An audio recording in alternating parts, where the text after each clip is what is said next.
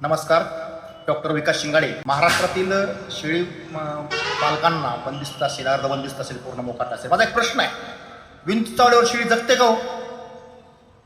अनेक शेतकऱ्यांचं उत्तर आहे नाही जगत, मरते. चूक आहे, शेळी जगते.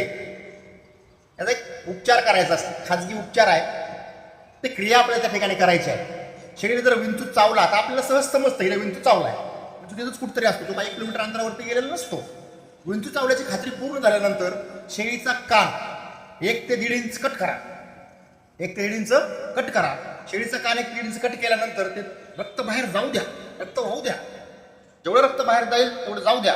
ते रक्त पकडा थोडंसं आणि 2 डोळ्यात एक थेंब टाका.